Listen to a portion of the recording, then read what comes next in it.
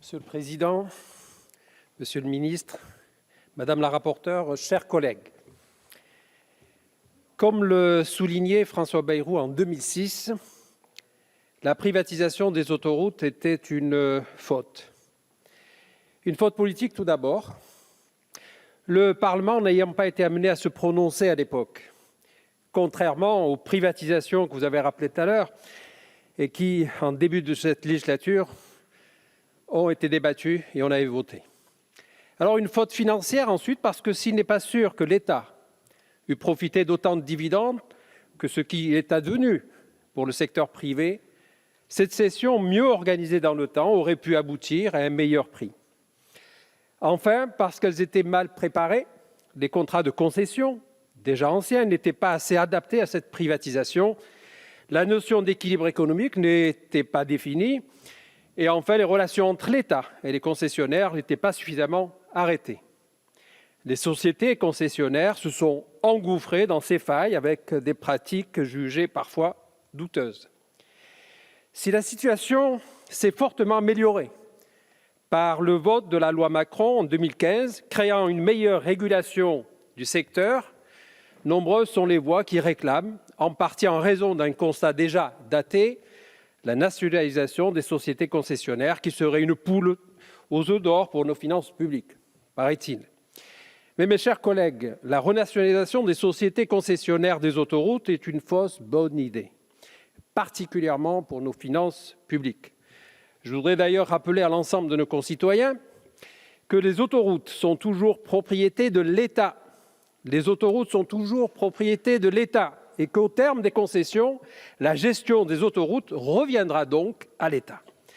La nationalisation a un coût pour les finances publiques, ça a été rappelé tout à l'heure par ma collègue. Il faudrait indemniser Vinci, Eiffage et autres propriétaires à hauteur de 40 à 50 milliards, auxquels s'ajouteraient 30 milliards de reprises de dette, alors qu'il suffirait d'attendre 2036 pour en profiter de manière gratuite.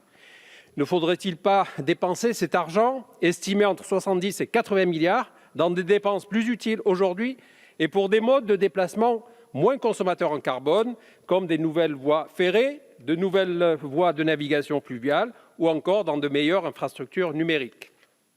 Plus encore, l'État n'a actuellement pas les ressources techniques pour assurer la gestion directe. Je ne suis pas tout à fait persuadé d'ailleurs que même si l'État devait avoir des ressources techniques nécessaires, les autoroutes seraient aussi bien gérées et surtout bien entretenues.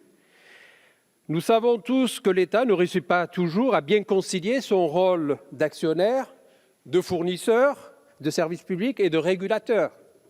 Il faudrait d'ailleurs que nous interrogions, dans une telle situation, que devrait payer le service rendu par les sociétés concessionnaires d'autoroutes. Le péage est-il le meilleur système? Certains pays ont des autoroutes publiques gratuites, comme l'Allemagne par exemple. D'autres, comme la Suisse ou l'Autriche, fonctionnent avec des vignettes annuelles. Plus que nationaliser les sociétés concessionnaires des autoroutes, il faudrait ainsi mieux préparer la fin des concessions, ne pas renouveler les concessions actuelles sans appel d'offres, veiller au maintien d'investissements suffisants, inciter les sociétés concessionnaires à préparer les modalités de déplacement de demain, notamment les voitures électriques, sans toutefois en faire payer le coût par les finances publiques. Continuer vers une meilleure régulation du secteur en renforçant les pouvoirs de l'autorité de régulation, notamment sur les questions tarifaires ou encore les sous-concessions. Car, en tout état de cause, chers collègues, plus que gloser sans fin, comme nous le faisons depuis 15 ans, sur les fautes du passé et la possibilité ou non de renationaliser des sociétés concessionnaires des autoroutes, c'est le futur que nous devons préparer. Moins de 10 ans nous séparent de la fin des premières concessions, grandes concessions autoroutières, dont Paris-Lille ou Paris-Strasbourg. Ce sera en 2035 pour les autoroutes de la vallée du Rhône. Alors, de grâce, mettons-nous au travail et répondons à cet enjeu majeur. Je terminerai avec cette célèbre citation du poète et écrivain polonais Stanisław Jerzilek, parlant des nationalisations. Il disait ceci: « La richesse de la pensée est rarement menacée de nationalisation.